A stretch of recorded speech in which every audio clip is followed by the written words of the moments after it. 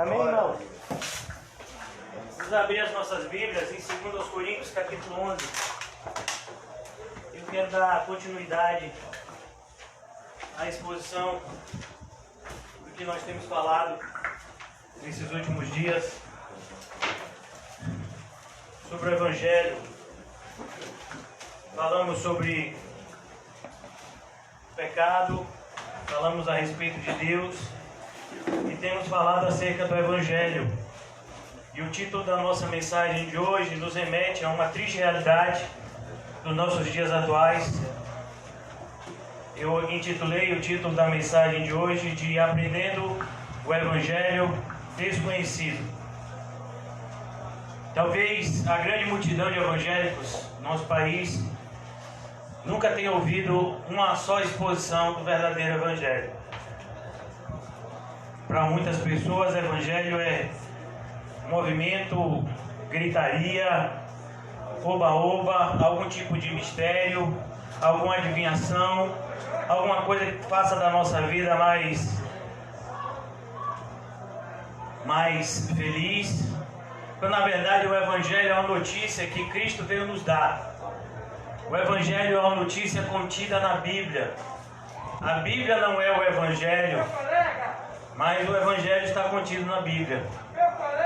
E eu queria abrir em 2 Coríntios capítulo 11, justamente para a gente entender, para que aquilo que eu disse para vocês aqui não é algo que é fruto da minha cabeça, mas é algo que Paulo já tinha advertido a nós há quase 2000 anos atrás, quando ele escreveu essa carta por volta da década de 50, do primeiro século. O apóstolo Paulo estava advertindo a igreja de Coríntios que ele deveria tomar cuidado com alguma coisa. E aqui no versículo 3 ele diz: mas eu receio, 2 Coríntios 11, 3, mas receio que assim como a serpente enganou a Eva. Vocês se lembram que a serpente enganou a Eva? Foi o que aconteceu em decorrência desse engano. O pecado entrou no mundo. O homem perdeu a comunhão com Deus. Foi expulso do Éden. Mas receio que assim como a serpente enganou a Eva com a sua astúcia, assim também seja corrompida a vossa mente. Do mesmo jeito que a serpente enganou a Eva, a serpente tem enganado os evangélicos. Mas como isso? A serpente enganou a Eva, irmãos, no paraíso. Você acha que a serpente não pode enganar os evangélicos na igreja? Se eles não estiverem com a Bíblia na mão, conferindo, como os cristãos de Bereia, o que cada coisa está escrito. Pastor, eu sou evangélico, mas assim eu não sou muito de ler a Bíblia. Me perdoe, então você não é evangélico ainda. Porque para ser evangélico você tem que ler a Bíblia toda e depois decidir se você quer ser evangélico ou não. Eu não sei se vocês já viram aqueles termos de acordo de telefone. Quando você vê lá, eu quero aquele plano de semanal ou prezão mensal. Aí tem lá um texto enorme e tem um quadradinho, li e aceito. A maioria das pessoas aperta aquele quadradinho sem nem ler. Aí lá na frente diz, vem um monte de dívida. Ah, mas eu não sabia que ia cobrar isso, isso e isso. Mas estava tudo lá, você leu e aceitou. Então tem um monte de gente que está dizendo, eu sou evangélico, é mesmo. Você sabe o que Jesus disse dos fariseus? Que porque eles diziam que enxergavam, eles iriam morrer nos seus pecados. Se eles tivessem dito, nós somos cegos, ele teria perdoado o pecado deles e teria salvo. Os evangélicos estão numa perdição muito maior hoje em dia. E aqui ele diz, mas eu receio. Paulo está escrevendo para uma igreja. Paulo não está fazendo uma pregação numa praça pública no meio de incrédulos. Paulo está escrevendo uma carta para uma igreja que se dizia espiritual, que se dizia ter todos os dons espirituais. Mas eu receio que assim como a serpente enganou a Eva com a sua astúcia, assim também seja corrompida a vossa mente e se aparte da simplicidade. Olha que coisa, o Evangelho é simples.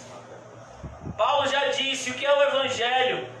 O Evangelho é de uma simplicidade, irmãos, constrangedora. É Cristo Jesus morrendo pelos nossos pecados. Mas o grande problema é quem é nossos nessa equação. Ele não morreu pelo pecado de todo mundo. Ele morreu pelos nossos pecados. Mas quem é que são nossos? Quem são essas pessoas por qual Cristo morreu? A Bíblia delineia a característica delas. Se a parte da simplicidade e da pureza devidas a Cristo, o que Cristo disse aos seus discípulos, que era uma marca dominante do seu ministério: aprendei de mim que sou manso e humilde de coração. Simplicidade e pureza, mansidão e humildade. E se na verdade vindo alguém prega outro evangelho que não temos pregado, é o que mais tem acontecido, pessoas que pregam outro evangelho. Olha, venha para Jesus que Ele vai te dar dinheiro. Venha para Jesus que Ele vai satisfazer a sua vontade. Venha para Jesus e Ele vai te proteger do coronavírus.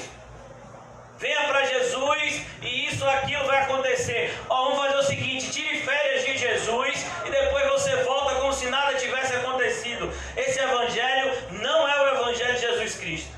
E nós temos visto o evangelho hoje em dia, mesmo no ano 2020, nós temos visto o evangelho dos fariseus e o evangelho dos herodianos. Quem eram os fariseus? Eram aqueles que diziam que você não podia fazer nada. Quem eram os herodianos? Eram aqueles que viviam todas as luxúrias da vida. Então nós temos esses dois grupos de evangélicos dentro da igreja. Aqueles que acreditam que porque Jesus Cristo morreu pelos nossos pecados, eu posso viver a vida do meu jeito e no final vou ser salvo. E tem aqueles que acreditam que por obedecerem determinados princípios da lei, Jesus deve a eles. Esses são os legalistas. Nenhuma dessas informações é verdadeira. Nós obedecemos a Deus, mas ao obedecer a Deus batemos no nosso peito e dizemos: somos um servo inútil. Não fizemos mais do que a nossa obrigação e só o obedecemos porque o Senhor nos concedeu o seu Espírito para isso. Se na verdade vindo alguém prega outro Jesus que não temos pregado, olha que coisa, que doutrina é que está faltando hoje em dia na igreja, a doutrina apostólica. Nós não precisamos de seminários teológicos, nós precisamos de homens de Deus, cheios do Espírito Santo, pregando a Bíblia para a igreja. Se na verdade vindo alguém prega outro Jesus, perceba, outro Jesus. Eu já ouvi de pastores aqui da Bahia que Jesus era rico, um tal de um pastor Abílio Santana, que se candidatou e se elegeu aí a deputado. Ele disse que Jesus era rico. Tem outros pastores que dizem assombrações acerca de Jesus, coisas que até o diabo ficaria constrangido. Nós vemos todos os dias outro Jesus ser pregado e a gente fica calado e não faz nada. O meu Jesus não manda ninguém para o inferno. Então o seu Jesus não é o da Bíblia, porque o da Bíblia vai mandar. O meu Jesus é bonzinho. O da Bíblia tem olhos como chama de fogo e da sua boca sai uma espada cortante. Não sei se vocês já leram o Apocalipse. O Jesus da Bíblia vai dizer: apartai-vos de mim, malditos. Esse é o Jesus da Bíblia. Então eu não entendo que tipo de Jesus é o que se prega hoje, que parece mais com Papai Noel do que com Jesus Cristo. Então ele diz: eles têm pregado um outro Jesus que nós não temos pregado, e aceitas um espírito diferente do que tens recebido. Onde já se viu o Espírito Santo falar alguém pular, fazer alguém pular? Me diga na Bíblia o Espírito Santo fazendo alguém pular. E fulano recebeu o Espírito Santo e começou a pular. Eu vejo na Bíblia as pessoas que têm o Espírito Santo chorando de arrependimento, porque o Espírito Santo convence a pessoa do pecado, da justiça e do juízo. A maioria das igrejas que diz que tem o Espírito Santo nem sabem quem é o Espírito Santo. Aqui a gente não costuma falar de pecado, porque isso entristece as pessoas. O Espírito Santo nos concede uma alegria.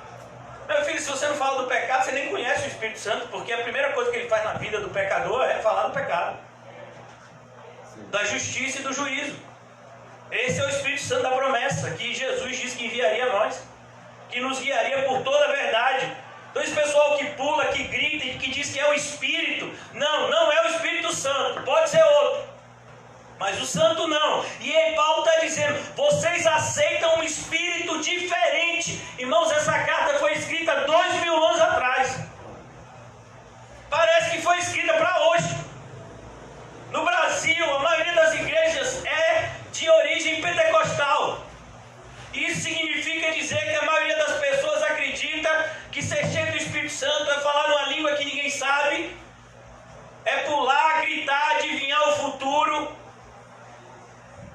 Não, Jesus não falou nada acerca disso.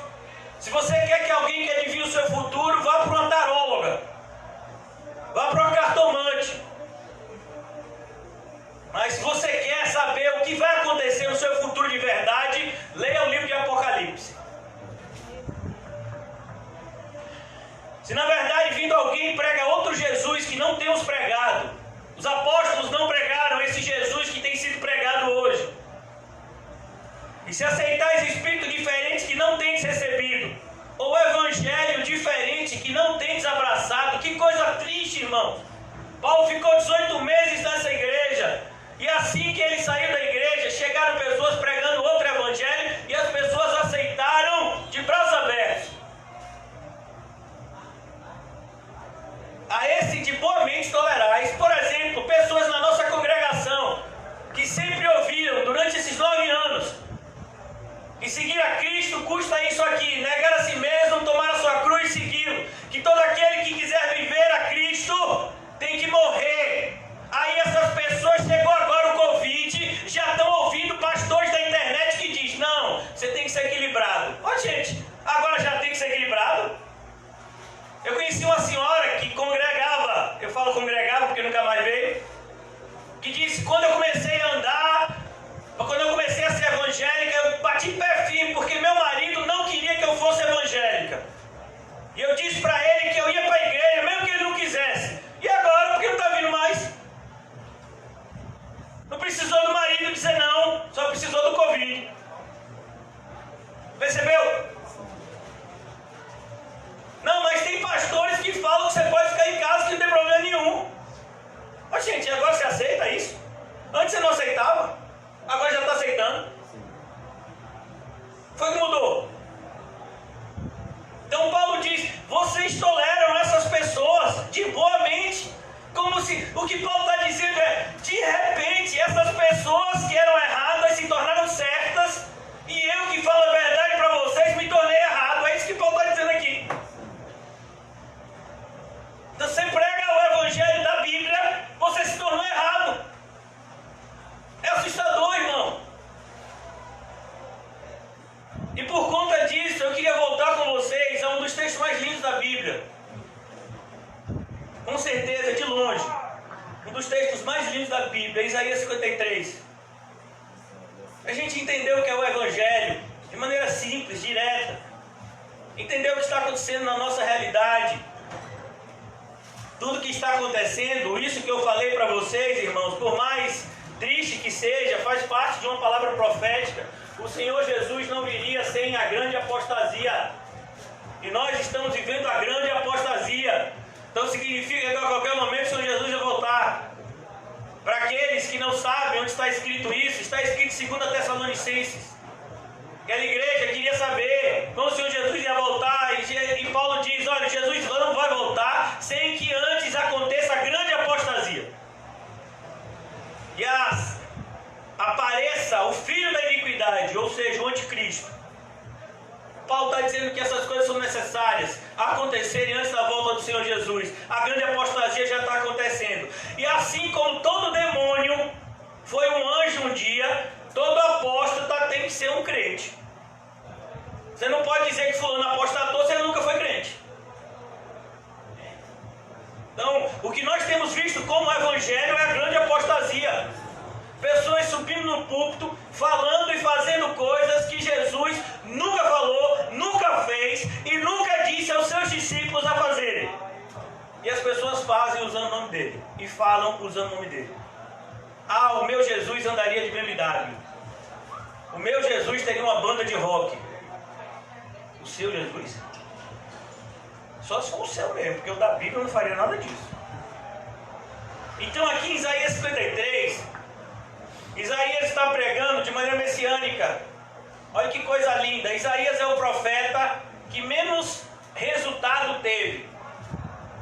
Logo no começo do seu ministério, Isaías capítulo 6, o Senhor Jesus já avisa: Isaías, você vai pregar e ninguém vai lhe ouvir, porque eu mesmo vou fechar o ouvido do pessoal. E Isaías teve um dos ministérios mais duradouros. Pregou por mais de 40 anos. E é o livro mais citado no Novo Testamento. O livro do Antigo Testamento mais citado no Novo Testamento, de longe, é o livro de Isaías. Deus faz com que a palavra que Isaías disse para uma geração que não quis ouvir, seja ouvido por nós que queremos ouvir. Isaías 53 aqui começa dizendo: quem creu em nossa pregação? Quem vai acreditar no verdadeiro evangelho? Meu filho, ninguém. Se o Espírito Santo não agir, ninguém acredita. Ninguém acredita no verdadeiro evangelho. Ninguém acredita que na verdade nós somos em essência maus. Que Deus, Ele é santo, santo, santo. E que não existe qualquer meio do homem se reconciliar com Deus por meio dos seus méritos. Se Deus não nos salvar da sua parte, da nossa parte, nunca conseguiremos ser salvos. O livre-arbítrio é uma farsa que nunca existiu. O homem nunca teve esse arbítrio, pelo menos não o homem caído.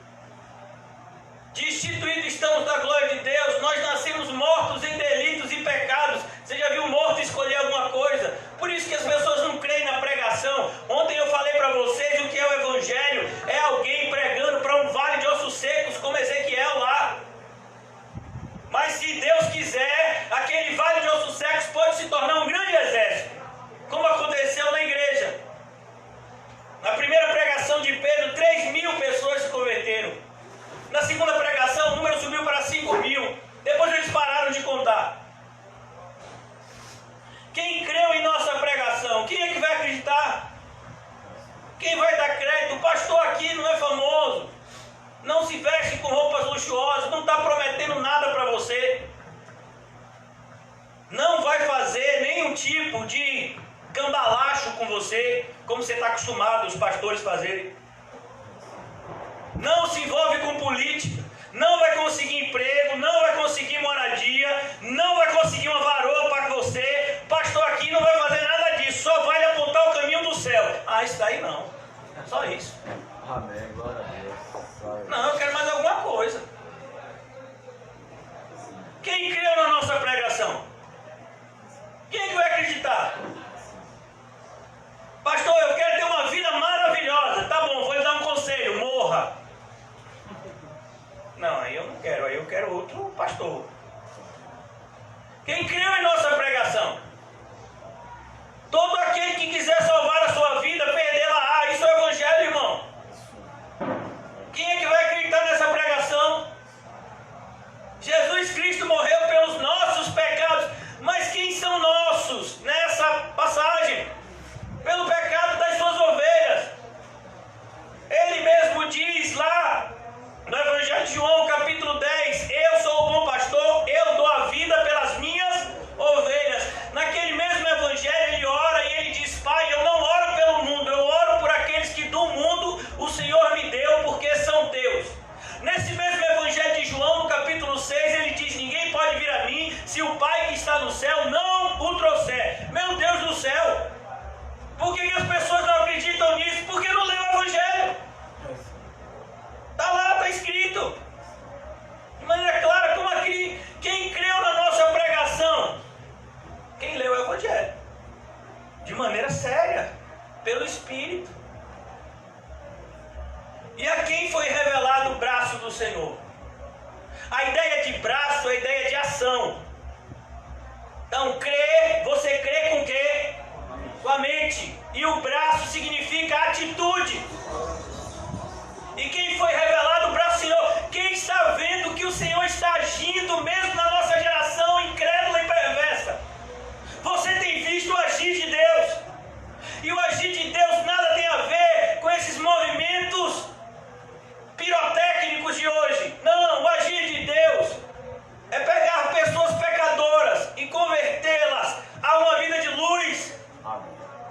Aquele que roubava, não roube mais, antes trabalhe para ter como acudir o necessitado.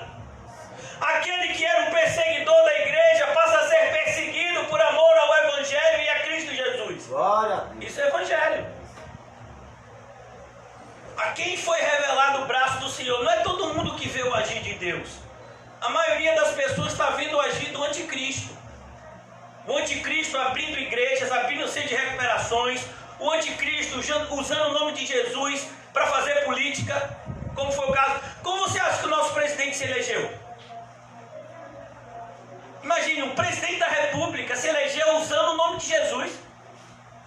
Há menos de 2 meses atrás, quando a pandemia ainda estava aumentando os números, ele disse que a gente deveria jejuar pelo Brasil. Agora veja, se eu vou dar ouvido para um camarada ímpio desse, se o Salmo de número 1 diz, não siga o conselho dos ímpios. Ele é um ímpio, que usa o nome de Jesus para se dar bem, e tem se dado. Assim como o conselheiro dele, o Silas Malafaia. Essas pessoas não representam o braço do Senhor, elas representam o braço do anticristo. Mas cedo ou mais tarde, elas serão desmascaradas. Para quem tem a Bíblia e o Espírito Santo, elas já foram desmascaradas há muito tempo. Pois para aqueles que têm o Espírito Santo e a Bíblia, facilmente nós vemos aqueles que são de Deus e os que não são. Pelo fruto, pelos seus frutos, os conhecereis. Porque foi subindo como um renovo. Olha, aqui é Jesus. O profeta Isaías começa a descrever a vida de Jesus. Porque ele foi subindo como um renovo. Você sabe o que é um renovo? Um renovo é uma árvore que já foi cortada e que é plantada novamente. Ele foi subindo como um renovo perante ele. O que foi que havia acontecido? Os judeus haviam sido dominados pelos babilônios. A Babilônia dominou o reino de Judá, destruiu completamente o templo, a cidade de Jerusalém, e os sobreviventes ele enviou para a Babilônia para trabalhar lá. Mas Deus havia dito pelo profeta Jeremias e pelo profeta Isaías que voltaria de novo o povo a ser povo, e que haveria um templo onde o próprio Deus ensinaria o seu povo. Pessoal, como é que vai acontecer isso? A gente não tem nem mais cidade, não tem nem mais tempo. 70 anos depois, os babilônios foram dominados por um outro povo chamado de Medo-Persas, a união de 2 povos, os médios e os persas. E esses Medo-Persas, a primeira coisa que o líder dele fez foi baixar um decreto, o famoso decreto de Ciro. E Ciro autorizou os judeus que estavam na Babilônia e que quisessem voltar para Jerusalém para reconstruir a sua cidade e morar lá. Ele autorizou, e eles então voltam. E eles começam a reconstruir. Mas está tudo muito difícil. Só que eles começam a reconstruir primeiro o quê? As suas casas. A fazer as suas plantações. Aí a vida deles não vai para frente, é um saquetel furado. Aí Deus separa um homem chamado de Ageu. E o profeta Ageu disse, você está vendo a vida de vocês? Parece um saquetel furado, né? É isso mesmo, Ageu, como é que você sabe? Porque Deus me disse. Como é que vocês querem construir a casa de vocês se vocês não construíram o templo que Deus mandou? E aí eles reconstroem o templo. E eles choram, por quê? Porque o templo é muito pequeno quando se comparado com o templo de Salomão. Mas Deus diz, a glória desta última casa será ainda maior do que a da primeira. Por quê? Porque Jesus entraria naqueles átrios. Deus, homem, entraria naquele templo. Então, aquilo que não havia sido reino, volta a ser reino, o reino de Judá. Tem de novo uma autorização, um novo povo começa a dominar os romanos. E os romanos dão autorização para que eles possam existir enquanto povo. E dá liberdade para eles exercerem a religião deles. E o templo está lá em pleno funcionamento. Então aparece um bebezinho, filho de uma dona de casa e de um carpinteiro pobre. E aquele bebezinho vai ser apresentado no templo.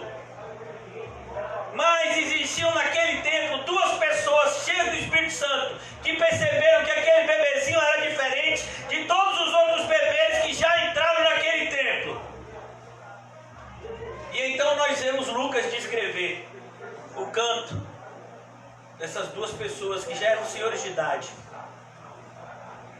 viram o Senhor. Porque ele foi subindo como um renovo perante ele, e como uma raiz de uma terra seca. Uma terra seca, uma terra de pessoas incrédulas. Uma terra em que Deus já havia silenciado durante 400 anos. E levantou uma pessoa pouco tempo antes do surgimento de Jesus, seu primo chamado João Batista, para preparar o seu caminho. E ele diz, não tinha aparência a ponto de enganar os reis magos, que nem eram reis e nem eram magos. Eram sábios vindos do Oriente, que viram nas Escrituras quais eram os sinais que anunciavam o nascimento do Messias, e eles seguiam a estrela. E quando eles chegaram lá, eles concluíram, olha a sabedoria humana, o perigo. Eles concluíram que o rei deveria nascer aonde? Aonde que o rei nasce? No palácio, meu filho. E aí ele bateu aonde? Num dos homens mais perversos que esse mundo já viu, Herodes.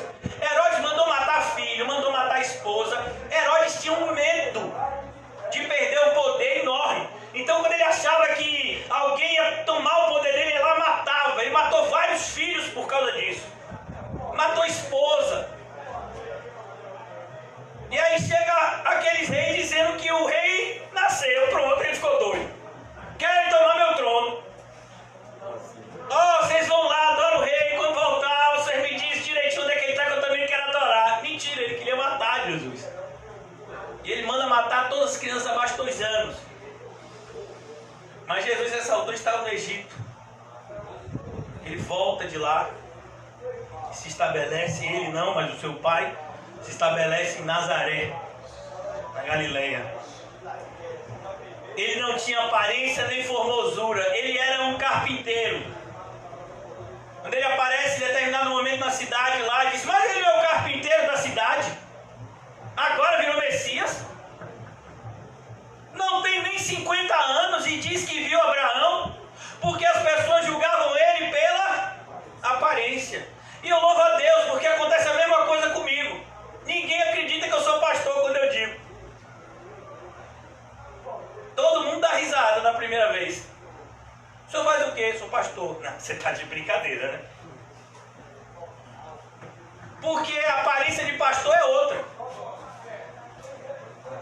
A sociedade exige que o líder religioso tenha um tipo de traje, um tipo de comportamento diferente. Jesus não cumpriu isso. Não tinha aparência nem formosura.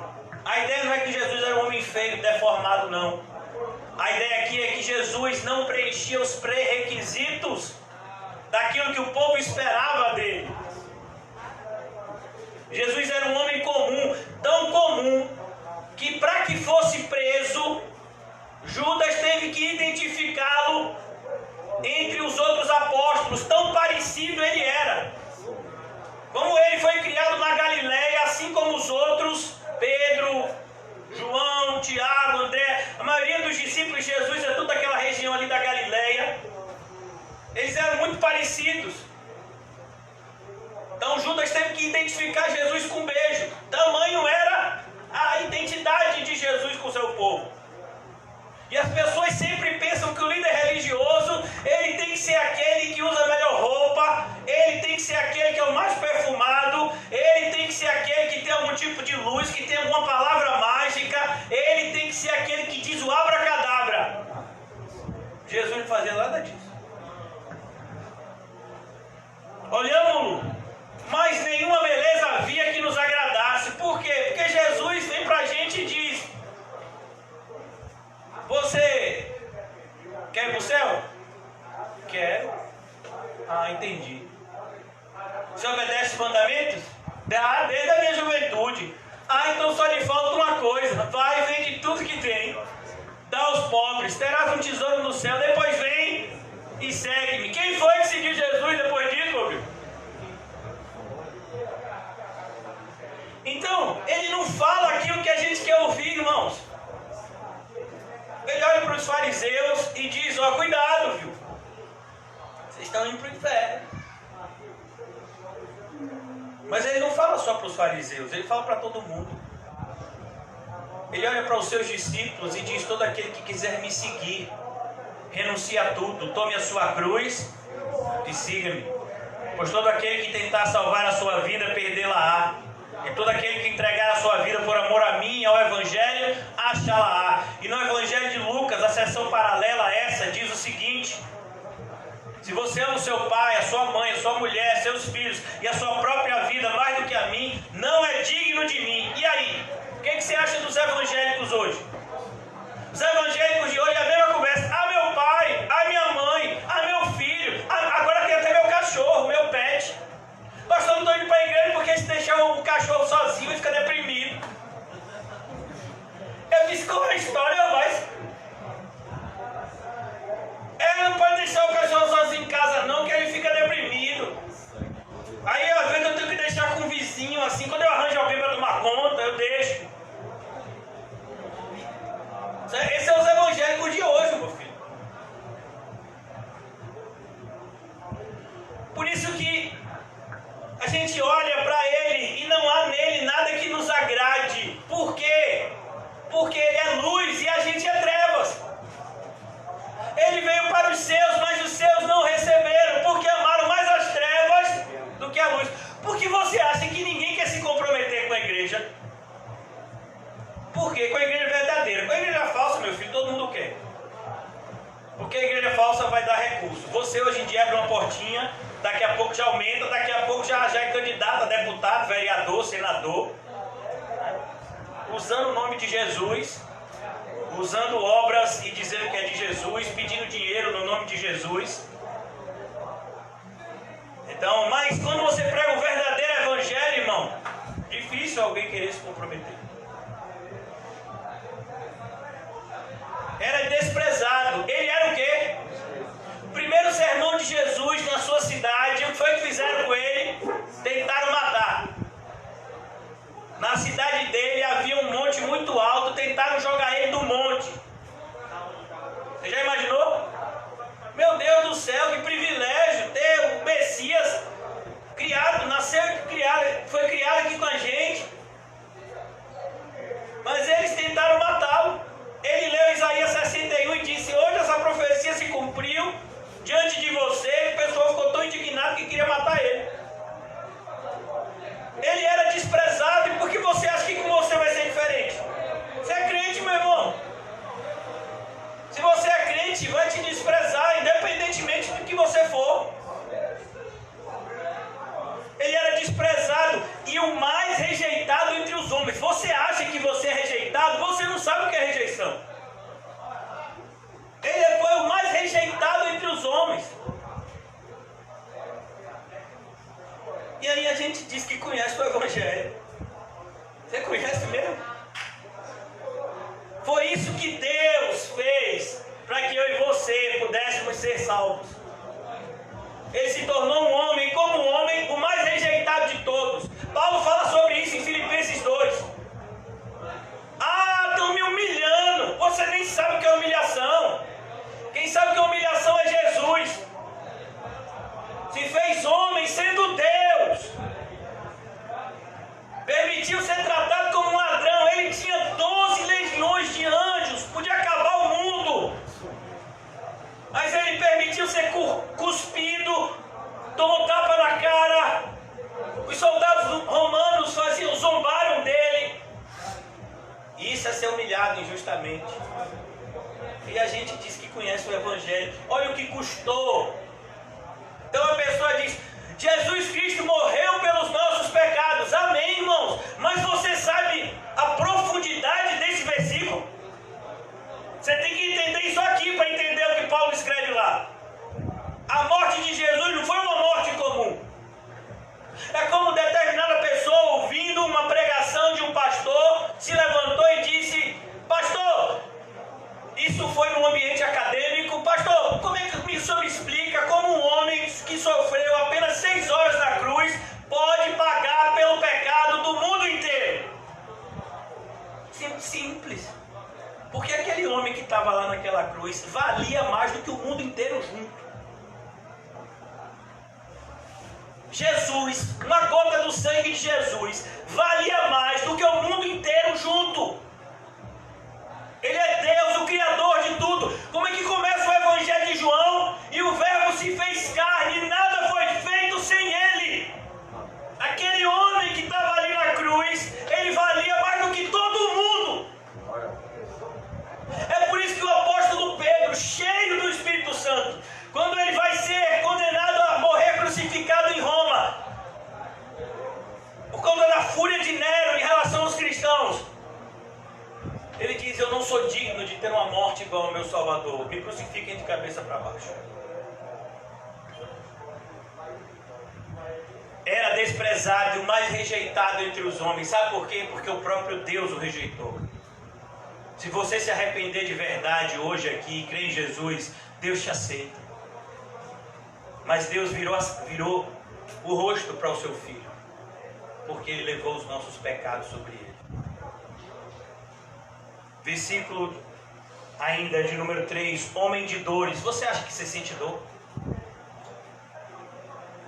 Tem gente que diz: ah, pastor, parece que um caminhão passou por cima de mim. Meu filho, se um caminhão tivesse passado por você 50 vezes, você ainda não iria nem chegar perto da dor que Jesus sentiu. Ele levou sobre si toda a ira de Deus. Você já imaginou isso? Toda a ira de Deus. Um Deus que criou o inferno para lançar os demônios e os incrédulos lá. Imagine o tamanho da ira desse Deus santo. Recaiu sobre ele. E ele segurou lá, sozinho. Isso é sofrer. E você está reclamando que você tem uma doença. Meu filho, se você é crente e morrer de qualquer doença que seja, você vai para o céu. Tem gente que diz que isso é muita frieza. Não, frieza é não falar isso para as pessoas. Porque senão eu não devia estar aqui nesse púlpito. Senão eu devia estar no centro espírita. Ou então fazendo algum tipo de palestra de coaching. Mas o que a Bíblia ensina é que se você tem fé em Cristo Jesus e morre, você vai para o céu. Então você pode ter câncer, você pode ter a pior das enfermidades.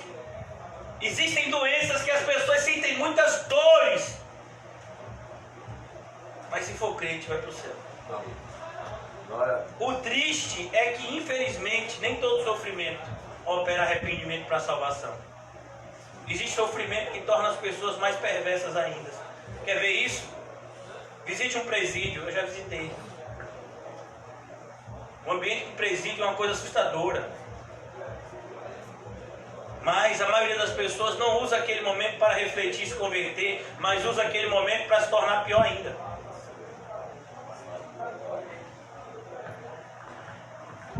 Vá numa ala de oncologia, de pacientes terminais, e você vai ver que os familiares, a maioria deles, estão revoltados com Deus por estar perdendo um ente querido.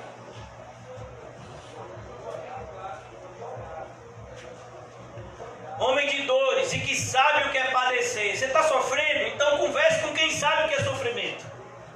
Ele sabe o que é sofrimento. Você e eu, a gente nem faz ideia do que significa essa palavra. É como uma vez eu cheguei no médico, estava doendo muito, eu estava sentindo uma dor que os médicos dizem que parece uma dor de parto, que é uma das maiores dores que o ser humano pode ter, que é pedra na vesícula. Estava lá com a pedra lá. E estava com uma dor muito forte, uma dor abdominal intensa. E aí a enfermeira me perguntou, de 0 a 10, qual a dor que você está sentindo? Meu filho, eu queria dizer 11. Mas eu disse, rapaz, eu sou homem. De 8. Nem lá, nem cá. Mas não, Jesus sabe o que é padecer. A gente não sabe nenhum, meu filho, o que é padecer. Deus tem tanta misericórdia da gente que não faz com que a gente tenha nenhum sofrimento que não seja humano. E junto com o sofrimento Ele envia o o escape. Olha que Deus maravilhoso é esse. E que sabe o que é padecer. E como um de quem os homens escondem o rosto, o pessoal tem vergonha de Jesus. Como muitos evangélicos têm vergonha do verdadeiro evangelho. Eu vou pregar esse verdadeiro evangelho, vou me apedrejar. Vamos fazer igual o que fazem com José aí. Eu é que não quero. Eu quero o evangelho que eu me dê bem. Eu quero o evangelho desse pastor mau caráter, pastor Sargento Isidoro. Eu quero o evangelho desse mau caráter aí, que se elegeu deputado federal e ainda elegeu o filho. Eu quero esse tipo de evangelho. Agora o evangelho que vai me levar para a cruz, eu não quero esse tipo de evangelho. Eu quero o evangelho de quem segura uma Bíblia, mas não sabe que nada do que está escrito nela. Eu quero esse evangelho. É uma escolha sua. As consequências também são suas. E como que um homem esconde o rosto, era desprezado e dele não fizemos caso. Eu vejo os evangélicos lutando pelos seus direitos. Que lutando pelos seus direitos, meu filho? Você tem que renunciar a eles. Eu não avisei aos irmãos, até porque isso não importa. O CAC estava com 3 pessoas, não foi? Pois é, das 3, assaltaram o CAC ontem. E não tem nada de valor. Levaram os negócios dos cabos, dos microfones. E meu Deus, que diz uma furadeira lá. Você vê o desespero, né, de um ser humano. Eu vender um negócio por R$5, R$4, R$10. Aí o irmão me perguntou, pastor, faz BO? Eu digo, lógico que não. A gente não é assim. Essas pessoas vão ter que se ver com Deus. Já pensou naquele grande dia? Você roubou minha casa. E aí? Você já imaginou? Como é que vai ser? A gente ora para que essa pessoa se arrependa. Mas uma evidência, uma prova dessa só está trazendo para essa pessoa uma grande condenação. A gente é desprezado. As pessoas não fazem caso da gente. Falam tantas coisas. Ofendem, dizem calúnia, injúrias, difamam o nome, né? Não conhece a pessoa, não sabe a história de vida, não sabe de nada. Como uma pessoa me disse que eu sou conhecido como pastor playboy. Eu nem sabia, tá vendo? Soube por uma pessoa aqui. Eu sou playboy. Imagine que se todo playboy vivesse como eu. Certamente ele tomou sobre si as nossas enfermidades. E enfermidades aqui, irmãos, é as enfermidades da alma. O problema da gente não é o corpo, é a alma. O corpo, ele vai se desgastar mesmo. E Paulo, inclusive, já falou sobre isso pra gente. Nós estamos estudando 2 Coríntios. Paulo falou, ainda que o meu corpo exterior se corrompa, o meu homem interior se renova. Então ele diz, certamente ele tomou sobre si as nossas enfermidades. E tem gente que usa esse versículo para dizer, tá vendo, crente? Não aceite ficar doente. Meu filho, você nem entendeu o que ele falou aqui então. Você não está entendendo nada do que ele está dizendo. Ele não está dizendo que vai curar a sua dor de dente. Ele não está dizendo que vai curar, sabe, a sua dor de barriga. Ele não está dizendo que vai curar o seu câncer. Ele não está dizendo que vai curar você do Covid. Não, ele não está dizendo nada disso. Ele pode curar você. Ele pode até impedir que você fique doente. Mas Jesus não morreu por isso. Jesus morreu para curar a enfermidade da alma. É essa enfermidade da alma que mata verdadeiramente o homem. Porque o nosso problema não é a primeira morte, o nosso problema é a segunda morte. Está lá escrito, capítulo 20 de Apocalipse, é conhecido como lago de fogo e enxofre, a segunda morte. Esse é o problema. A primeira morte todos passaremos. Mas a segunda morte, essa sim, deve ser temida. E Jesus veio para nos sarar dessas enfermidades, os nossos pecados, as nossas dores. Ele levou sobre si. Nós o reputávamos por aflito. Quem já viu aquele filme de Mel Gibson, Paixão de Cristo? É possível a gente não olhar para o Jesus daquele filme e não ficar sensibilizado. Recentemente, essa é uma história verídica, tinha que acontecer em Aracaju. Uma pessoa vendo a encenação da Paixão de Cristo, subiu no palco e começou a bater no ator que estava fazendo o soldado, que atravessava a lança com Jesus. Ele disse: o meu Jesus você não mata não. Misericórdia, Senhor. Aí você pega um sujeito desse e diz: meu filho, se ele não morresse, a gente estava frito. Porque é a morte dele que nos dá vida. Mas ele mesmo disse que ele que estava entregando a sua vida e que ele tinha poder para retomá-la, que em 3 dias ele ressuscitaria. Todas as vezes que Jesus anunciou a sua morte, ele anunciou junto a sua ressurreição. Pois as duas estão conectadas. É o que Paulo fala como evangelho em 1 Coríntios 15. Quero lembrar-vos do evangelho que vos anunciei. Jesus Cristo morrendo pelos nossos pecados segundo as Escrituras e ressuscitando ao 3º dia também segundo as Escrituras. Mas ele foi traspassado, literalmente, ele foi atravessado. Não foi o que o soldado romano fez?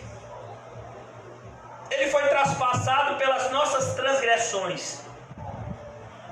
Ele tinha que morrer para pagar o preço do nosso pecado e moído pelas nossas iniquidades.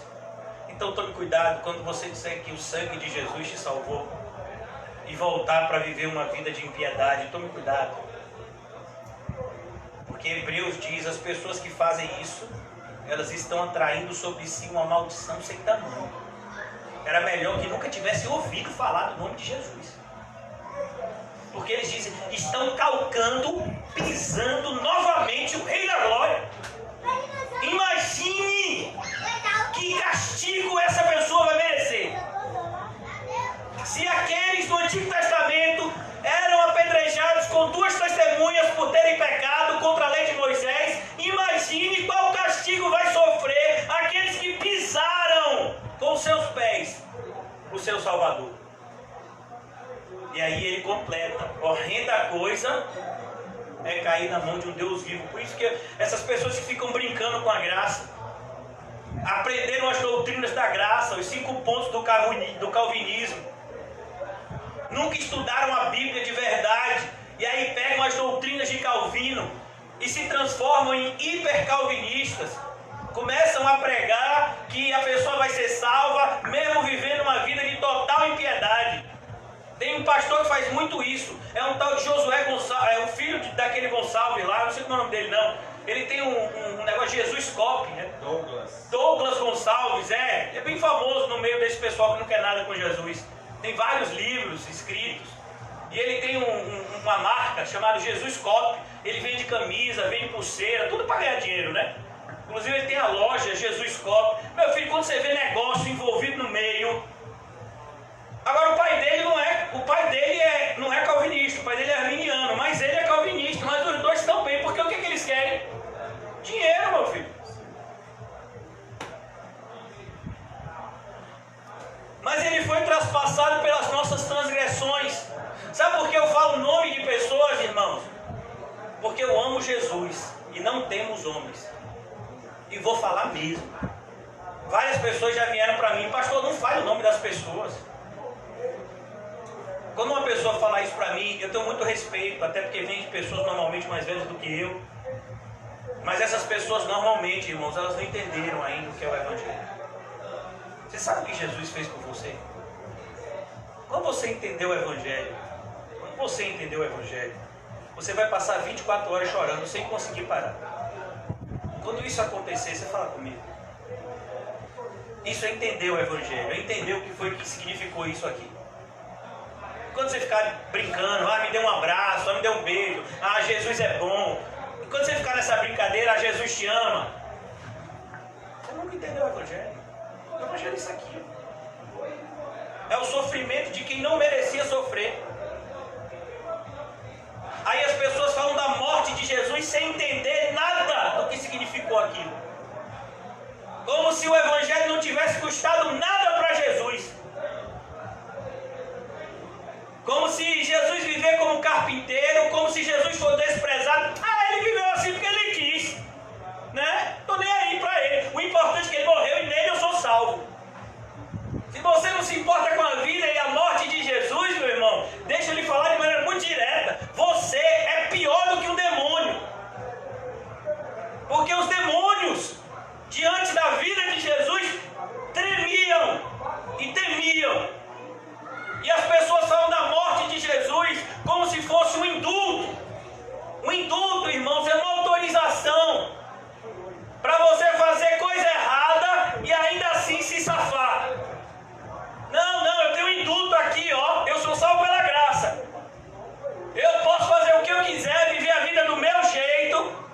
E aí eu sou salvo porque eu acredito na graça. Você tem que ler isso aqui algumas centenas de vezes. Centenas. Mas ele foi traspassado pelas nossas transgressões e moído. Você já viu um moedor de cana? Você já viu como se faz uma cana? Um caldo de cana? Você passa a cana uma vez, e depois você passa de novo, e depois você passa de novo, até não ter mais nada para extrair, não é assim? A ideia da palavra moído é essa. Foi isso que fizeram com Jesus. Irmão, se já ia crucificar ele, para que dar 40 açoites? Romanos. Para quê? Se já ia crucificar ele, para que botar aquela coroa de espinhos? Para quê? Para que ficar dando paulada na cabeça dele? Qual a necessidade disso? Nenhuma. Então a gente observa, irmãos, que tudo aquilo que aconteceu com Jesus é um reflexo de como a humanidade, nós odiamos a Deus. Nós odiamos. Se Jesus voltasse como ele veio há 2 anos atrás, a gente mataria ele da mesma forma. Você sabe quem encabeçaria o grupo de quem ia mandar matar Jesus? Os evangélicos.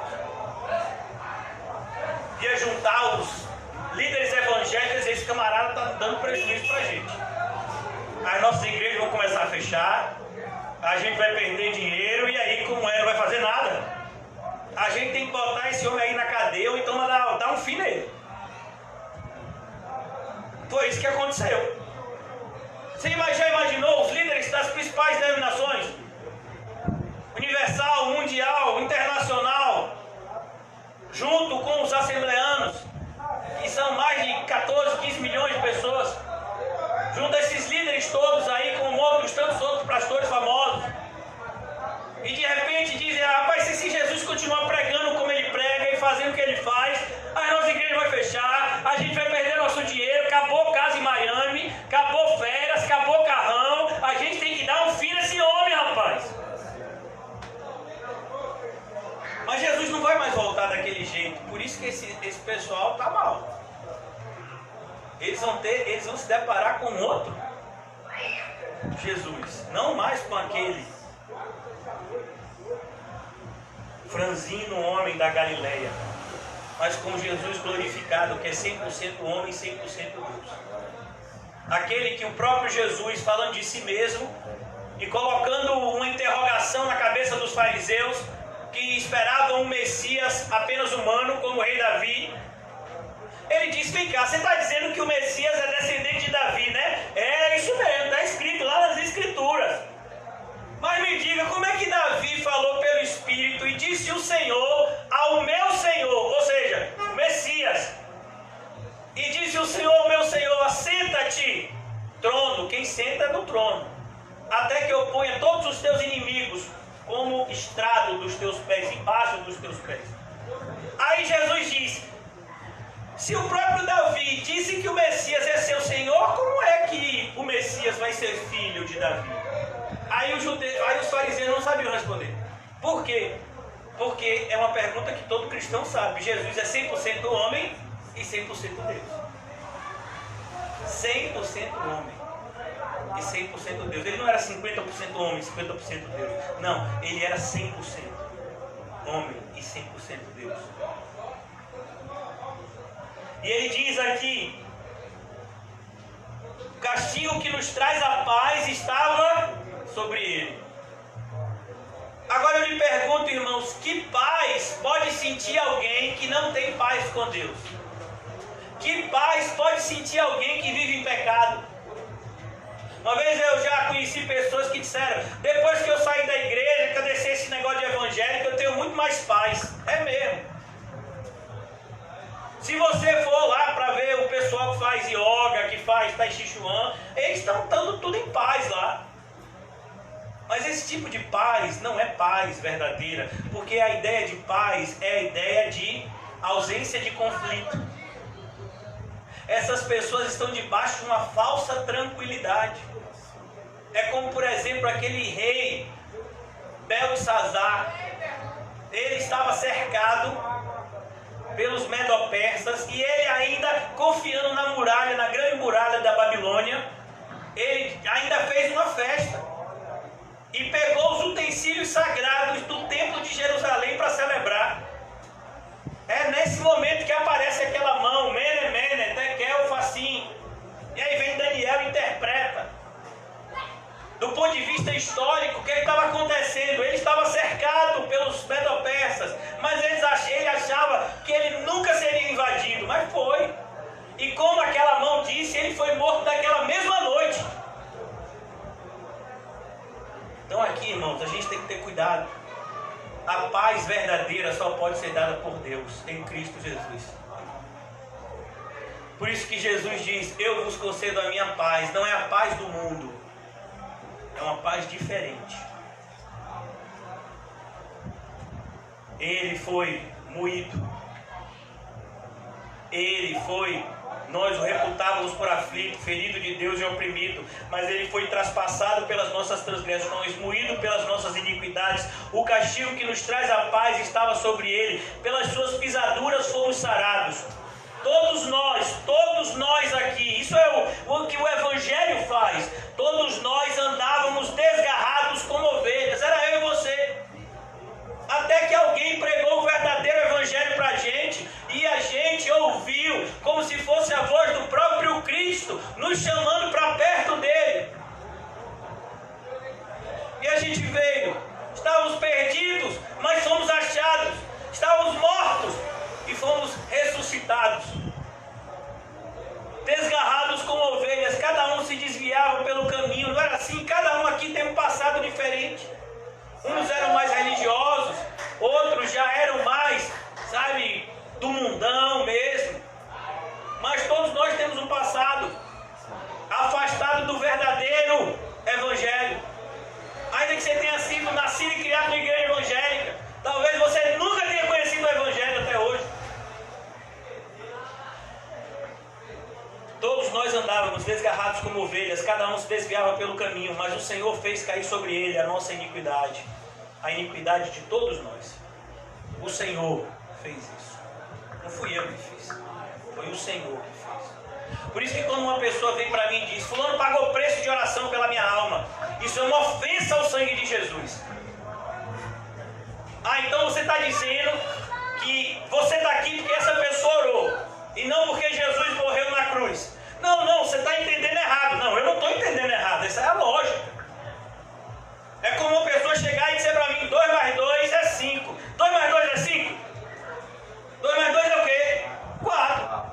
Então se você está aqui porque fulano orou por você, significa que você está aqui, não é porque Jesus morreu por você. Você tem que escolher. Ou Jesus salvou você, ou foi a oração de fulano. Paulo nunca disse que a sua oração salvava alguém. E olha que ele era apóstolo. Pedro nunca disse que a oração dele salvava alguém. Não, mas fulano, o pessoal da igreja lá da minha mãe fez um jejum por mim, e aí eu tô, sabe? Você não entendeu o Evangelho. Ainda nem chegou perto dele. Aproxime-se de Cristo. Tire toda a religiosidade e aproxime-se dele. Ele foi oprimido, humilhado. Olha o que acontece com ele. Perceba que a descrição de Isaías é para mostrar um sofrimento, irmãos, indescritível. Isaías está se esforçando para descrever uma cena que é indescritível. Deus sofrendo por nós que somos pecadores miseráveis. Como é que a gente pode entender algo assim? É por isso que os gregos, que pensavam segundo uma filosofia, segundo uma lógica reta, o apóstolo Paulo vai pregar em Atenas, e aí ele diz, porque ele era Deus e ele morreu e ressuscitou. Aí ele diz, se ele era Deus, ele não podia morrer. E se ele morreu é porque ele não era Deus. E como foi que você está me dizendo que ele ressuscitou? Eles não conseguiram entender. Porque a Bíblia vai dizer que nós não entendemos com a mente humana. Os gregos buscam sabedoria, os judeus buscam sinais, mas nós pregamos a Cristo crucificado. Escândalo! para alguns, loucura para outros. Mas para nós que somos salvos, é o poder de Deus. Isso é evangelho. Por isso, irmãos, estude a Bíblia. Gaste tempo estudando a Bíblia. Estudando mesmo. Não repetindo, sabe, as heresias que outros estão falando por aí. Mas estude a Bíblia com a seriedade que ela merece, porque a sua vida, de certa forma, depende disso. Ele foi oprimido e humilhado, mas não abriu a boca. Olha que coisa linda. Jesus não murmurou. E a gente murmura por qualquer coisa, né? Qualquer coisa a gente murmura. Como um cordeiro foi levado ao matadouro. Por que a gente não mata mais animal? Por que a gente não tem uma arca da aliança aqui no nosso meio? Por que a gente não celebra mais as antigas festas do judaísmo? Porque tudo aquilo que apontava aquelas leis cerimoniais, elas apontavam para esse sacrifício perfeito. Como disse o autor de Hebreus, aqueles sacrifícios que eram feitos nessas festividades e em tantos outros momentos, eles apontavam para o sacrifício perfeito, feito uma única vez por aquele que é perfeito. Ele vai lá, ele foi oprimido e humilhado, não abriu a boca, como um cordeiro foi levado ao matadouro. Ele foi levado ao matadouro, literalmente. Ele foi levado até o lugar que iriam matar ele, que era o Calvário. E como ovelha muda perante os seus tosqueadores. No momento em que vão tosquear a ovelha, você sabe o que é tosquear a ovelha? É cortar cabelo, tirar a lã dela. Nem toda ovelha é criada para virar alimento. Muitas ovelhas, assim como nem todo boi ou vaca é criado para virar comida. Muitas vacas são vacas leiteiras. Assim como algumas ovelhas são criadas para o quê? Para dar lã, a lã que vai fazer o tecido, que vai fazer a roupa. E aí você tosqueia, a ovelha fica quietinha você tosqueando. A ovelha é um animal extremamente dócil. Essa é uma das características da ovelha. Por isso que o Senhor escolheu esse animal, diante de tantos. E ele, como ovelha muda perante os seus tosqueadores, não abriu a boca. Por juízo o opressor foi arrebatado. E de sua linhagem, quem dela cogitou? Porquanto foi cortado da terra dos viventes. Não foi o que aconteceu com ele? Se lembra da história dos discípulos do caminho de Emaús? Ele morreu, acabou. Lucas 24. Ele foi cortado, ele não deixou o sucessor. Ele não nomeou ninguém para ficar no lugar dele. O pessoal fica dizendo que Pedro é o Papa, mas mentira. Jesus não nomeou ninguém. Jesus falou para Pedro liderar no primeiro momento aquela igreja que estava sendo formada. Mas a igreja é um movimento onde o líder é um só, Jesus Cristo, que não morreu, continua vivo. Então essa ideia de substituto de Cristo, o Papa recebe esse nome, Vigário de Cristo, o título do Papa. Vigário significa substituto. Absurdo isso. Essa é uma ideia que só vai surgir na época de Constantino. Ninguém nunca cogitou isso. Ah não, mas Pedro foi o primeiro Papa. Mas ninguém falou isso para Pedro. Absurdo, absurdo. Ele foi oprimido e humilhado, mas não abriu a boca. Como um cordeiro, ele foi levado. Juiz opressor, ele foi arrebatado. Da sua linhagem, quem dela cogitou? Ele foi cortado da terra. Por causa da transgressão do meu povo foi ele ferido. Perceba, por causa da transgressão de qualquer povo, não, do povo de Deus.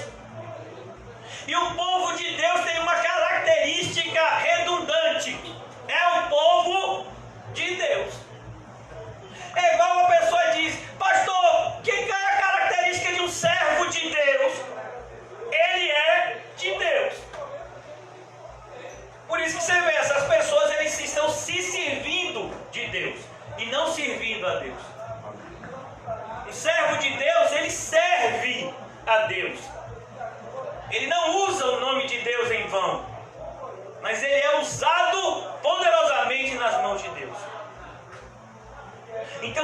ele fala, versículo 9: designaram-lhe a sepultura com os perversos. Não foi assim? Eu não sei se vocês já assistiram um filme, ele não é evangélico, mas ele tem um contexto cristão. O nome desse filme é Ressurreição. Esse filme conta a história de um centurião que teria sido nomeado por Pilatos, ou designado por Pilatos, a achar o corpo de Jesus depois da sua ressurreição. Quando o corpo de Jesus aparece, nesse do filme, houve um grande burburinho em Jerusalém, as pessoas começaram a ficar, achando que realmente ele tinha ressuscitado. E aí, Pilatos, que não queria confusão, ele chama esse centurião e dá essa tarefa, achar o corpo de Jesus, porque os fariseus tinham dito o que? Até hoje, está escrito aqui na Bíblia, eles pagaram os guardas para dizer o quê? Que de noite vieram os discípulos e roubaram o corpo. Meu filho, se isso tivesse acontecido, aqueles 2 guardas tinham sido mortos. É assim que acontecia em Roma. Quando você recebia uma tarefa e não conseguia cumprir, você era morto. Por que você acha que o carcereiro ia tirar a sua vida? Porque os ladrões fugiram, então ele ia ser morto. Mas esses soldados, eles foram para o seu líder romano dizer o que aconteceu? Não, eles foram para onde? Para o Sinédrio, para ver se o Sinédrio dava cobertura. Ele disse, apareceu um anjo lá, levou o corpo, mas se o senhor quiser que a gente diga outra coisa, o senhor tem que dar um jeito para a gente não morrer. E eles foram bem recompensados pelo Sinédrio. E aqui, naquele filme mostra que o Monte da Caveira não tem esse nome à toa. As pessoas que ali eram condenadas, na sua grande maioria, eram como aqueles 2 ladrões. Pessoas que não eram de forma nenhuma aceitas pela sociedade. Então, naquele monte, logo atrás de onde crucificavam, tinha uma espécie de um grande sarcófago aberto, onde eles jogavam o corpo, e para não ficar fedendo, jogavam sal em cima. Então naquele monte tinha um monte de caveira, pessoas que estavam em estado de decomposição. Daí o nome Monte das Caveiras, ou Gólgota. E quando Jesus ia ter esse mesmo fim, apareceu quem?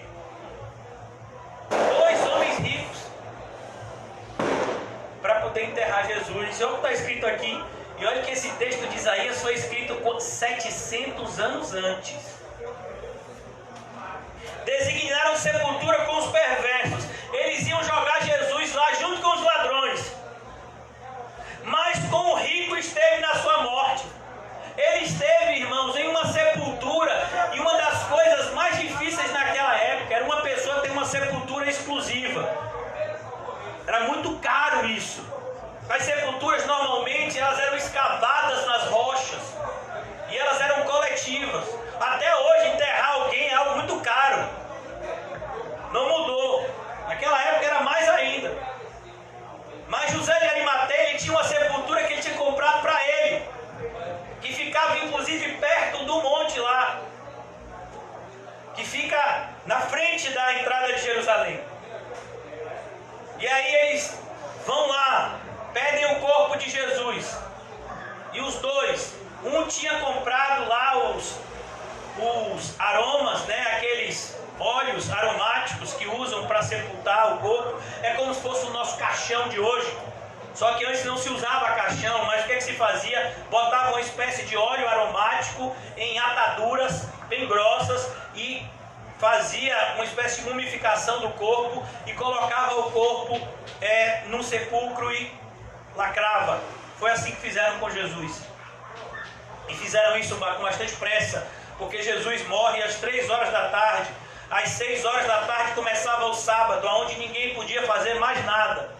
Então eles tiveram pouquíssimo tempo para preparar o enterro de Jesus. Tanto que logo no domingo de manhã, depois do sábado, as mulheres vão lá com óleos aromáticos para fazer uma cerimônia decente. Mas mal sabiam elas que Jesus não ia ficar lá. E ele esteve com o rico na sua morte, posto que nunca fez injustiça. Ele nunca pecou. Ele nunca pecou. Imagine 5, 6, 7 anos de idade, ele não pecou. Por isso, irmãos, você quer saber como honrar pai e mãe? Olhe para Jesus. Com 12 anos, Jesus estava na igreja. E ele deixou de honrar o pai e a mãe porque estava na igreja? Deixou? Não. Maria pergunta: meu filho, por que fizeste isso com a gente? Eu tinha que estar na casa do meu pai. Eu não sabia disso. Isso não foi desonra. Por quê? Porque ele nunca pecou. Jesus bateu nos vendilhões do templo. Jesus não bateu em ninguém. Jesus usou aquele chicote para espantar os animais. Jesus nunca bateu em ninguém. Ele apanhou, mas não bateu em ninguém. Aí tem gente que usa o nome de Jesus com chicote batendo em gente. Meu Deus, esse não é o Jesus da Bíblia não, irmão. A ira de Deus vai vir em um determinado momento e não vai ser um chicotinho não. É um lago de fogo e enxofre. Aquele chicote foi para expulsar, para espantar os animais. Você já viu como é que espanta animal? Com chicote, com vara. É assim que você espanta animal. E eles tinham colocado um monte de animal dentro do templo para serem vendidos para o sacrifício. E Jesus então faz o chicote com esse propósito. Os campistas, ele vira a mesa, mas ele não bateu em ninguém. Algumas pessoas falam bobagens com o nome de Jesus, vão ter que dar conta disso naquele grande dia. Posto que nunca fez injustiça, nem dolo algum se achou em sua boca. Ele nunca falou nada que não fosse verdade e que não fosse para o nosso bem. Foi ele que nos avisou: cuidado, se você só me ouve e não pratica, você está cavando a sua própria sepultura. Todavia, ao Senhor agradou moê-lo, fazendo-o enfermar. Foi o Senhor que fez com que Jesus passasse pelo que ele passou. Quando der ele a sua alma como oferta pelo pecado, foi literalmente o que acontece. Das 7 frases que Jesus fala na cruz, a última delas é: está consumado. Está consumado. A oferta foi feita. Verá a sua posteridade. Qual é a posteridade de Jesus? A igreja. Nós somos a posteridade de Jesus. E prolongará os seus dias. Enquanto a igreja está no mundo, Jesus está aqui com a gente. Nós somos o corpo de Cristo. A ponto de quando Saulo de Tarso perseguia os cristãos, Jesus diz àqueles homens: Saulo, Saulo, por que me persegues? Tamanha identidade, tamanho é a profundidade desse relacionamento, a intimidade desse relacionamento. Prolongará os seus dias e a vontade do Senhor prosperará nas suas mãos. Todos os eleitos de Deus serão salvos. Toda árvore que meu pai não plantou será arrancada. Ele verá o fruto do penoso trabalho. Então, quando você disser que Jesus morreu pelos seus pecados, tenha certeza da vida que você vive. Porque a graça que salva santifica. Dizer que Jesus morreu pelos meus pecados e voltar a viver uma vida de iniquidade é fazer de Cristo um incentivador de pecado. Olha que coisa louca. Aquele que é santo, santo, santo vai te salvar para você viver em pecado. É isso que você está me dizendo? Mas foi a graça, foi a graça, foi a graça. Que graça? Não tem graça nenhuma essa sua conversa. Por isso que João escreveu a sua primeira carta. A primeira carta de João é justamente porque algumas pessoas estavam pervertendo os escritos de Paulo. Sabe de onde é que você vê isso? Na segunda carta de Pedro. Segunda Pedro, ele diz: o irmão Paulo tem falado coisas corretas, profundas, difíceis de entender, que os homens ímpios pervertem para a sua própria destruição. Aí você pega uma palavra de Paulo solta e diz: nós somos salvos pela graça, independentemente das obras. Está vendo aí? Eu posso fazer o que eu quiser. Você que sabe. Porque a mesma Bíblia está escrito: pelo fruto conhecereis a árvore. Toda árvore que não dá o bom fruto será cortada e lançada fora. Por isso você tem que tomar muito cuidado, irmãos, com esse evangelho transgênico que tem sido disseminado. Esse evangelho que tem sido propagado pela serpente, a mesma que enganou a Eva no paraíso, engana os evangélicos na igreja hoje em dia. E as pessoas têm seguido líderes que não conhecem o verdadeiro evangelho e se levantam contra ele violentamente, assim como os fariseus se levantaram contra Jesus. Ele verá o fruto do penoso trabalho de sua alma e ficará satisfeito. O meu servo, o justo, com o seu conhecimento, justificará muitos. Perceba, justificará a muitos. Ele vai justificar todos? Não, muitos, mas não todos. Porque as iniquidades deles levará sobre si. Por isso eu lhe darei com a sua parte, com os poderosos repartirá dele o despojo. Por quando derramou a sua alma na morte, foi contado com os transgressores. Contudo levou sobre si o pecado de muitos, e pelos transgressores intercedeu. Por isso, irmãos, quando você lê agora que Jesus Cristo morreu pelos seus pecados, lembre-se desse texto. Para que você tenha uma noção se de fato Ele morreu pelo seu pecado. Eu sei que Jesus morreu para salvar um povo. A grande questão é: eu faço parte desse povo que foi salvo? Eu faço parte.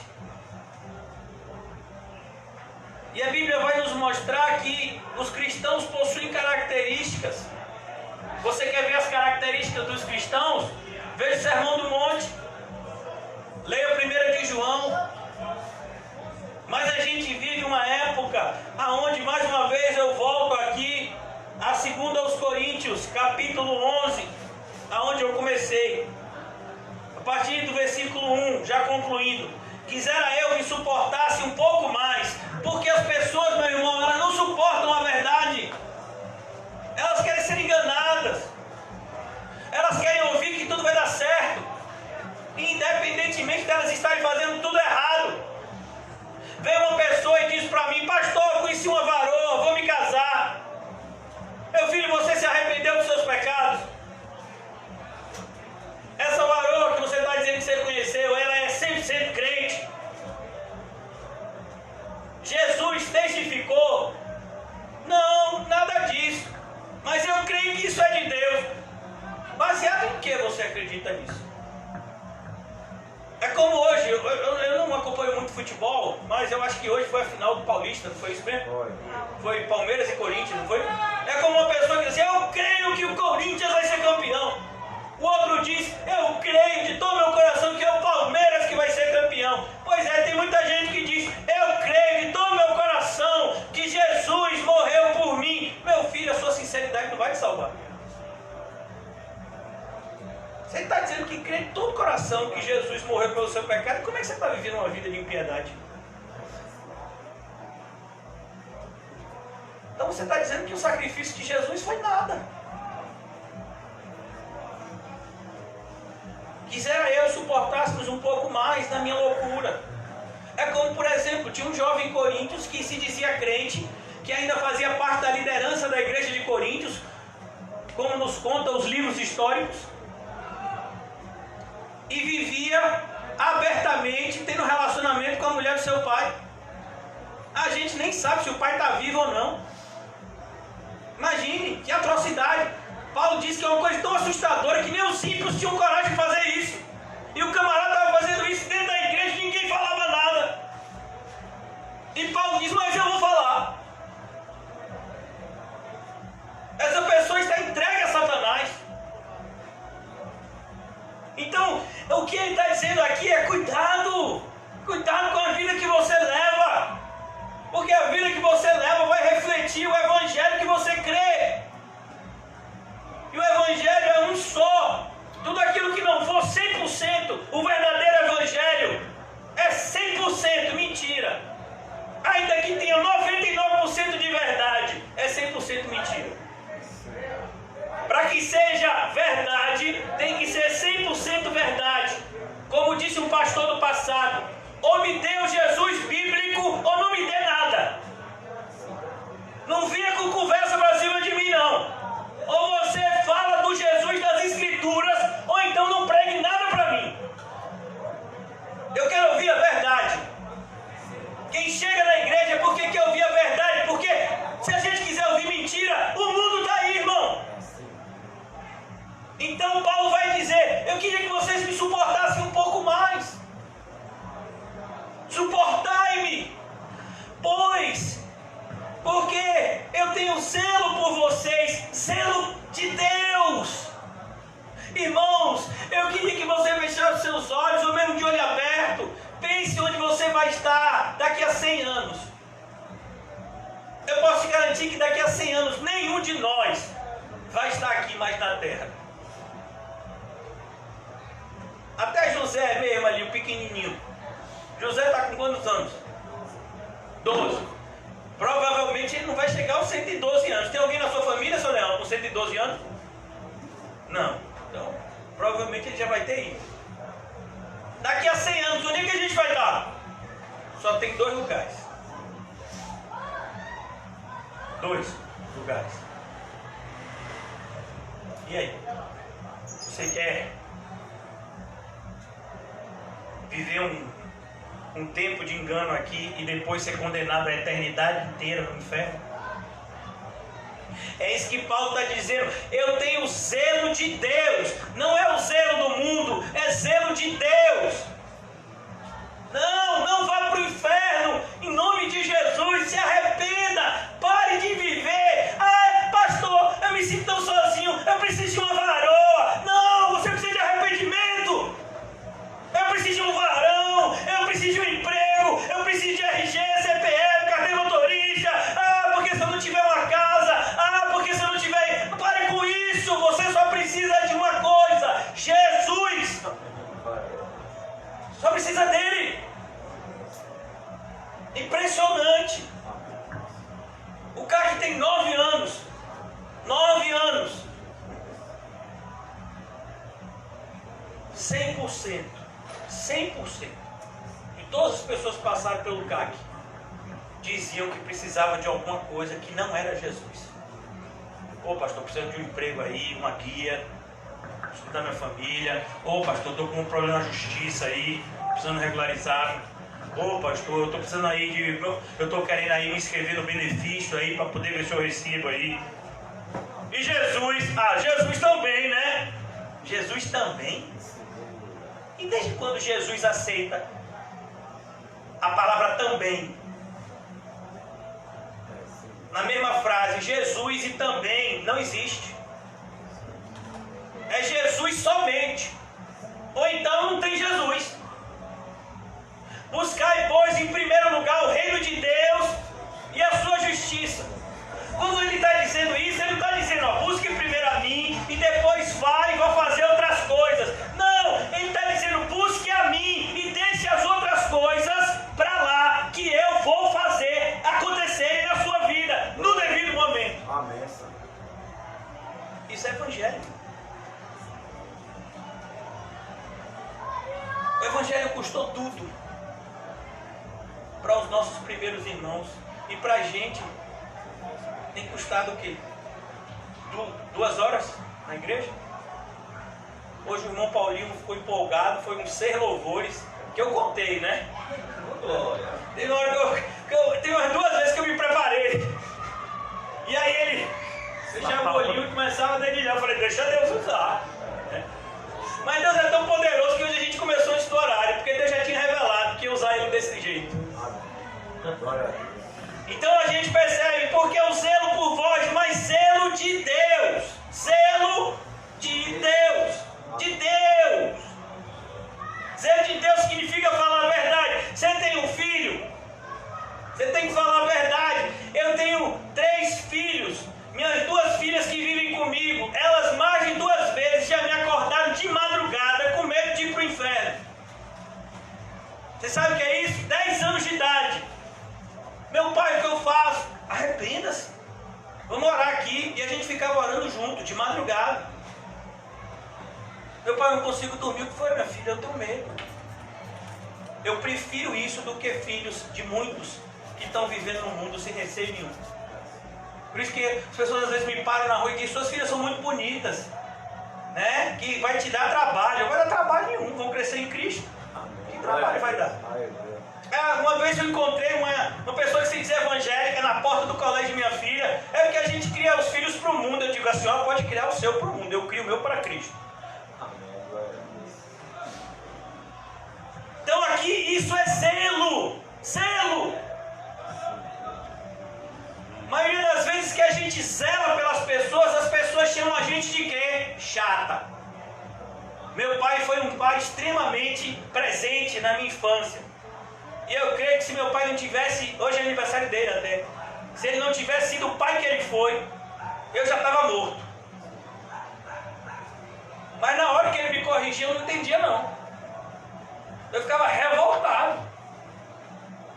Você tem que estudar. Que nada, vai estudar. Você tem que fazer isso agora. Ah, eu vou fazer isso. Você quer sustento? Então vá trabalhar, vá estagiar, vá trabalhar. As pessoas que dizem que eu sou playboy não sabem. Eu comecei a trabalhar com 17 anos de idade. Estagiando. Passei na faculdade com 17 anos. Com 22 anos eu já estava formado em Direito. Advogando. Com 25 anos eu tinha um escritório de advocacia, 2 lojas no shopping, 1 loja na rua e 1 cozinha industrial. E as pessoas ainda me chamam de playboy. Não sabe de nada. Quisera eu suportasse um pouco mais da minha loucura. Suportável, pois, porque eu tenho zelo de Deus, visto que vos tenho preparado para vos apresentar como virgem. Olha como ele está dizendo, a igreja não pode viver de maneira pecaminosa, irmão. As pessoas vêm até mim e dizem: pastor, o senhor não pode pregar desse jeito, senão não vai ficar ninguém, o povo vai sair da igreja, como tem saído. De cada 10 pessoas que se batizam com a gente, meio fica. 9,5 vão embora. Então você já viu, pastor, qual é que é meio? Aí você diz: então de cada 20 que se batizam fica. Se não for, pior a matemática. Eu estou sendo muito bonzinho. Por quê? Porque não suporta. É como aquela semente que ouve o evangelho. Ah, que é verdadeira, é verdade, está aqui na Bíblia, ó, está escrito. Nunca ninguém me explicou a Bíblia desse jeito, lendo o texto direitinho, falando, olha a exegese certinha, ó pra cá. Aí daqui a pouco vai ser provado. Quem é que fica? Então Paulo está dizendo: eu tenho que apresentar vocês como uma virgem pura, um só esposo, que é Cristo. Isso é evangelho, irmão. Por isso, quando você falar que é evangélico, pense antes. A gente tem vivido uma época onde os evangélicos estão pior que os católicos. Eu já tenho 41 anos de idade. E eu me lembro da minha infância. Há 20, 30 anos atrás, há 30 anos atrás, eu fui criado com uma vida religiosa. Fui criado num colégio de freira. Os meus pais me deram instrução religiosa. Meu pai estudou no seminário católico. Eu tive toda uma instrução religiosa católica na minha infância. E evangélico naquela época era uma coisa incomum. O movimento evangélico começou a crescer há 20 anos atrás. Mas na minha infância, evangélico era quase que anormal. Mas existia uma coisa nos católicos que era assim: fulano, você é católico? Sou, mas não praticante. O católico não praticante é aquele que diz que é católico porque foi batizado na sua infância, mas não pisa na igreja, não quer conta com a igreja, mas que normalmente vai para a igreja naquela missa que tem no dia 24, que chama Missa do Galo, né? E que tem em outra época aí vai lá na missa também, mas uma vez ou outra assim. Ele diz que é só católico, não praticante, nem sabe o que significa ser católico. Hoje em dia a gente tem visto a mesma coisa acontecer com o movimento evangélico. Fulano, você é evangélico? Sou! E você congrega aonde? Eu congrego na igreja de Cristo. igrejas assim, sabe? E você serve a Deus aonde? Eu não sirvo. Eu quero ser servido por Deus. Imaginou? Como é que uma pessoa pode se dizer evangélico sem nem ler os evangelhos? Me diga aí. Você tem que ler, meu filho. Não pode chegar e dizer que você é uma coisa que você não sabe. É como uma pessoa que diz assim: pastor, eu sou calvinista. Você sabe o que é ser calvinista? Você já estudou o calvinismo? Se você nunca estudou, não está perdendo nada, viu? Porque Calvino não morreu por ninguém. Aí a pessoa diz: não, pastor, eu sou arminiano. Você sabe o que foi que Armínio ensinou? Muitas pessoas nem sabem. E diz que é arminiano, só por dizer. Como a pessoa diz assim: pastor, eu sou batista. Você sabe o que é se dizer batista? Quais são os credos que a igreja batista professa? Não, pastor, eu sou presbiteriano. Então você concorda com o batismo infantil? Não, eu não concordo. E você está dizendo que é presbiteriano? O presbiteriano pratica o batismo infantil.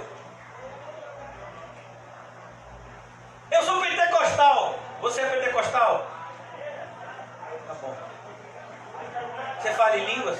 Ainda não tive essa sorte, pastor. Então você não é crente. Porque para os pentecostais a evidência do Espírito Santo é eu falar em língua estranha. Então você é um crente araque. Então a pessoa diz que é uma coisa, ela nem sabe o que é. Ah, eu falo em língua estranha. Você fala em língua estranha? Falo! E essa língua estranha lhe diz o quê? Nada, eu não entendo. E qual é o proveito que isso tem na sua vida e na de alguém? Nenhum. Amarás o Senhor teu Deus de todo coração, alma, força e... Não está amando a Deus de todo entendimento? Então você não está amando a Deus da forma correta. Eu amo a Deus, mas é uma coisa assim, sabe, que eu não sei explicar. Então, meu filho, então você não está amando não. Porque quem ama sabe explicar. Eu amo a Deus e por isso eu não vou negar o nome de Jesus, ainda que eu seja jogado pelos leões. Ainda que eu seja aceso como uma tocha para a satisfação do ímpio Nero. Ainda que esse Saulo de Tarso me persiga e me coloque dentro de uma cadeia, eu não vou negar. Isso é uma pessoa que entendeu. Policarpo, quando foi dito para ele: Policarpo, você tem que adorar a César. Não mandaram ele negar Cristo não, viu? Mandaram só ele adorar a César. E ele disse: eu não posso negar aquele que durante toda a minha vida me amou e cuidou de mim. Ele entendeu o que ele estava fazendo ali. Por que as pessoas preferem ficar em casa com medo do Covid do que evangelizar na época do Covid? Eu não digo nem vir para a igreja, porque vir para a igreja, meu filho, é pouca coisa. Eu quero ver você evangelizar. Eu quero ver você, sabe, entregar a sua vida por amor a Cristo. Colocar a si mesmo no grupo de risco. Estar disposto a perder para ganhar. A morrer para viver. Isso é evangelho. Então você vê que as pessoas jamais entenderam o que significa Jesus Cristo morrendo pelos meus pecados. Você nunca entendeu isso. Você ouviu isso e repete como um papagaio que repete o hino do Brasil. Jesus morreu pelos meus pecados. Aleluia, glória, glória, glória, glória. Foi mesmo. Ele morreu pelos seus pecados. Eu vou passar uma semana com você. Aí eu vou ver se ele morreu pelos seus pecados. Então a gente tem que tomar muito cuidado. Porque a gente vai ser julgado também pelo que a gente fala. Você está dizendo que é evangélico, né? Está dizendo que é evangélico? Quero ver. Sabe por que eu uso essa blusa, irmãos? Eu botei uma cruz aqui. É para me lembrar de mim, quem eu sou. Sabe por que eu sou o pastor da igreja e uso essa blusa? É para me lembrar que eu sou um servo. Essa é uma blusa de empresa. A empresa normalmente veste os seus funcionários assim, não é? Tanto que você encontra muito esse tipo de camisa onde? Em loja de fardamento. Eu sou um servo de Cristo. Eu não sou um dono de uma igreja, nem de uma seita. Eu não estou aqui para ganhar dinheiro, não estou aqui para fazer amizade, nem para fazer meu nome famoso, nada disso. Eu quero ir para o céu. Eu acredito que já estou indo para lá pelo sangue de Jesus e quero levar comigo o máximo de pessoas que eu puder. Mas eu sei o que custou para Jesus nos salvar. E eu sei também o que o próprio Jesus disse que nos custaria para segui-lo. Então esse evangelho que diz para você que seguir Jesus não custa nada, esse é o evangelho do diabo. É esse evangelho que Paulo está dizendo, cuidado. Cuidado com essas pessoas. Então eu vou concluir aqui nessa noite, irmãos. Amanhã, se Deus permitir, a gente vai continuar falando sobre esse tema. O que é o evangelho? Quem sabe, depois de umas 100 vezes falando,